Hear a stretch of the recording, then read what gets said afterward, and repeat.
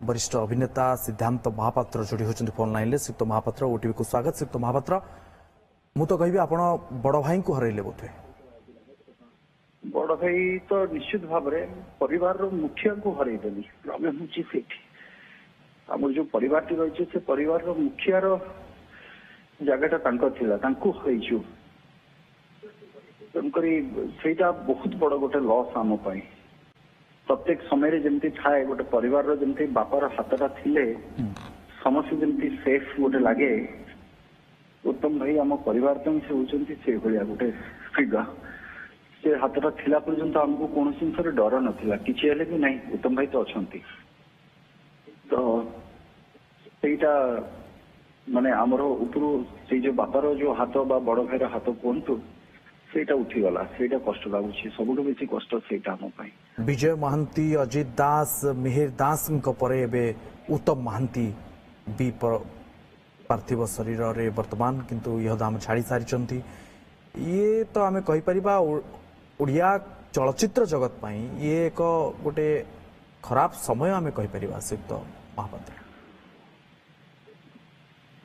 निश्चित भाव ए प्रकार व्यक्तित्व तो आउ मत लगुनि जे आउ के आम देखा पाइबा ये सब व्यक्तित्व मान को तेणुक याठू आउ कौन हो पारे याठू बड़ लॉस तो आउ कौन हो पार से जो पीढ़ीर जो थिला जो स्टार जो मैंने सुपरस्टार बोली कह जाऊला जड़े जे थिले उत्तम भाई आउ तो समस्ते छाड़ी चली गले आज उत्तम भाई भी एवं प्रथम सुपरस्टार हिसाब रे जहां को लोके जानिथिले से उत्तम भाई को ना सामना को आसे शेष सुपरस्टार भी सही रहिबे आउ आमे जे कहंती लोक कहउचंती भल पाइबा अछि कहउचंती किंतु जो सुपरस्टार जो क्वालिटी कहा जाए से ही आरंभ से ही शेष मु तो कहबी मु तो मना करे जे नै भाई मु तो सुपरस्टार नै ते होचंती सुपरस्टार जो प्रकार सुपरस्टार लाइफ जमती हवा कथा जो गोटे king size life king size जो हृदय कथा कह जाए राजा भाया हृदय कह जाए से उत्तम भाई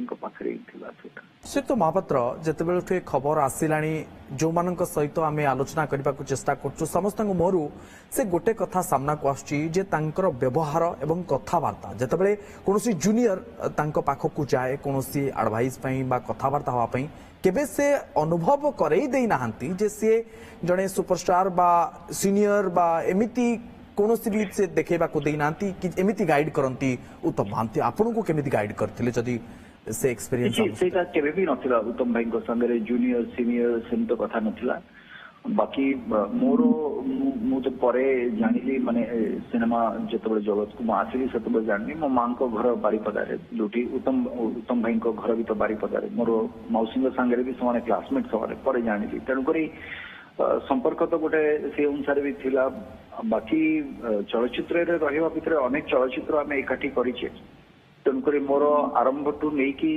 शेष पर्यंत अनेक चलचित्र मु काम करिछि तांका साथरे तेणुक जूनियर बोली मुझे जूनियर को प्रति जी भल पाइबा जो मैंने सीनियर थिले प्रति से रिगार्ड भी थिला से भक्ति थिला से सम्मान भी थिला तेणुक जो मान को जो जगार से भल पाइबा सम्मान देवा सेटा उत्तम भाई पाखु शिखा कथा गाली करते आपन केबे ना अभिनय रे भूल हेले किबा कोनोसी भूल कले कोनोसी व्यवहार खराब कले ना ना ना तागिद करंती कि नहीं बड़ भाई बोली बड़ भाई तागिद से पूरा कहले जो लोक मान सांगे मु बड़ ही आसी भूल कर प्रश्न ही उठुनी तेणुक एते बड़ बड़ व्यक्तित्व से जगार आम किसी गोटे मु भाई किसी न थाए से खाली मत अभिनय करार अच्छी बस से शिखबार अच्छी एति कथा ही मुझे जानी तेणुक जहाँ भी मु आज मो जीवन में जो जगार जो पर्यायर मु पहुंची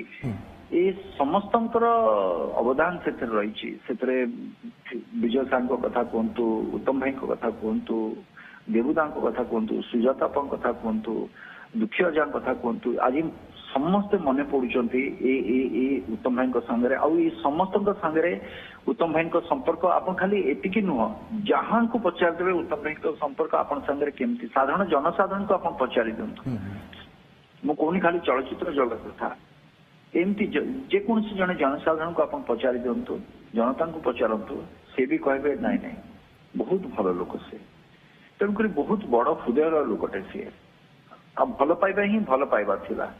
ତେଣୁକରି କେବେ ବି ତାଗିଦ କଲେ ଆମେ କେବେ ଭାବିନି ଯେ ମୁଁ କେବେ ମତେ ତାଗିଦ କରିଛନ୍ତି ବା ମତେ ଗାଳି ଦେଇଛନ୍ତି, ମତେ ତ କାହିଁ କେବେ ଲାଗେନି ସେମିତିରେ। ଗୋଟେ ଗାଇଡ୍ ଗାଳି ବି ଯଦି ଦେଇଥିବେ ସେ ବି ମତେ ଲାଗିଛି ଯେ ନାଇଁ ହସିକିରି ମତେ କହୁଛନ୍ତି ମୁଁ ନା ଏମିତି କରିବୁନି ଏଇଟା କରିବୁ। ତେଣୁକରି ମୁଁ କେମିତି କହିବି ସେଇଟା ଗାଳି କହିକି ମୋ ପାଇଁ, ହୁଏତ ସେଇଟା ହିଁ ତାଙ୍କର ମୋ ପ୍ରତି ଆଶୀର୍ବାଦ ଥିଲା। ବ୍ୟକ୍ତିଗତ ଭାବରେ ଆପଣଙ୍କର ପାଇଁ ଏକ ବଡ ଲସ୍ ହୋଇଛି ଯାହା ଆମେ ବହୁତ ବଡ, ଖାଲି ବଡ ନୁହେଁ ବହୁତ ବଡ। ମୁଁ କହିଲି ନା ମୋ ପରିବାରର ଯୋଉ ବାପା କୁହନ୍ତୁ ବା ବଡ ଭାଇ ତ ବାପା ସମାନ ବୋଲି କୁହାଯାଏ। ତେଣୁକରି ଖାଲି ବଡ ଭାଇ ନୁହଁ, ବାପାର ହାତ ଉଠିଗଲା ଆମ ପରିବାର ଉପରୁ, ମୁଁ ସେତିକି କହିବି। ଆଉ ଏଇଟା ବହୁତ କଷ୍ଟଦାୟକ ଆମ ପାଇଁ।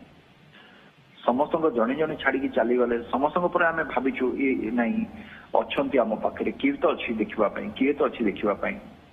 କିନ୍ତୁ ଆଜି ପରେ ଲାଗୁଛି ଯେ କିଏ ଦେଖିବ, ମାନେ ଏଇ ଇଣ୍ଡଷ୍ଟ୍ରିକୁ କିଏ ଦେଖିବ, ସେଇ ଜାଗାଟା କିଏ ନବ।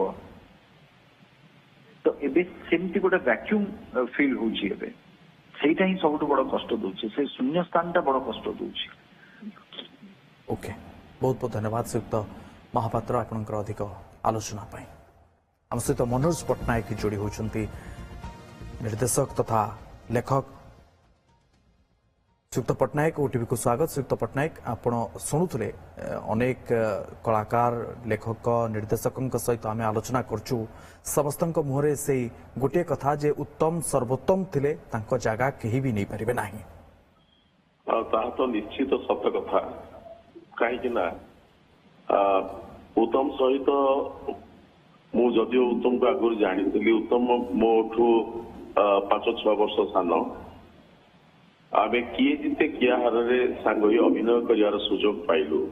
ସେ ହିରୋ, ମୁଁ ତାର ସାଙ୍ଗରେ ଥାଏ ଏବଂ ଦୁଇଟା ଗୀତ ମୋ ଉପରେ ମୁଁ କମେଡି ରୋଲ କରୁଥାଏ, ମେନ୍ କମେଡି। ତାପରେ ରାମ ରହିମ, ଦଣ୍ଡା ବଳଙ୍ଗା, କଳ୍କି ଅବତାର, ଯାହାକୁ ରଖିବ ଅନନ୍ତ, ତୁ ମୋ ଗାର୍ଲଫ୍ରେଣ୍ଡ ଇତ୍ୟାଦି ଏମିତି 8-10ଟି ଚଳଚ୍ଚିତ୍ରରେ ମୁଁ ତା ସାଙ୍ଗେ ଅଭିନୟ କରିଛି। ବଟ୍ ମୁଁ ବୟସରେ ବଡ ବୋଲି କେବେ ଭାବେ ନାହିଁ ବା ମତେ ସେ କେବେ ବୟସର ସମ୍ମାନ ଦିଏ ନାହିଁ। ଆମେ ତୁ ତା ଏମିତି କଥାବାର୍ତ୍ତା ହଉ, ବହୁତ କ୍ଲୋଜ ଫ୍ରେଣ୍ଡ ଆମେ ଥିଲୁ। ଖାଲି ସେତିକି ନୁହେଁ, ଯାତ୍ରାକୁ ଗେଷ୍ଟ ହେଇକି ଯିବ, ସିଏ ଆସିବ ମତେ ଘରୁ ନେଇକି ଯିବ, ଆମେ ସାଙ୍ଗ ହେଇକି ଯିବୁ। ଯାତ୍ରାରେ ଗେଷ୍ଟ ହେଇକି ଯିବୁ। ମୋ ନାଟକ ଯୋଉ ନିର୍ଦ୍ଦେଶନା ମୁଁ ଦେଇଥିବି ସେ ନାଟକରେ ସେ ଗେଷ୍ଟ ହେଇକି ଯିବ। ଯଦି ମହାରଥୀ ଡାକିଥିବେ ନହେଲେ ଆଉ କିଏ ଡାକିଥିବେ। ତେଣୁ ଉତ୍ତମ ଜଣେ ମୋର ବହୁତ ଭଲ ବନ୍ଧୁ ଥିଲା। ଆଉ ଅଭିନେତା ହିସାବରେ ମୁଁ ଏତିକି କହିବି, ସବୁ ପ୍ରକାର ସିଏ ଏକ ସାରୁ ପରିବା ଥିଲା। ତାକୁ ଯୋଉ ଚରିତ୍ରରେ ଯେମିତି ଭାବରେ ନିର୍ଦ୍ଦେଶକ ଦେଖିବାକୁ ଚାହାନ୍ତି, ସିଏ ସେଇ ଭାବରେ ଦର୍ଶକଙ୍କୁ ଦେଖେଇ ହୁଏ, ସବୁ ଚରିତ୍ର କରିପାରେ।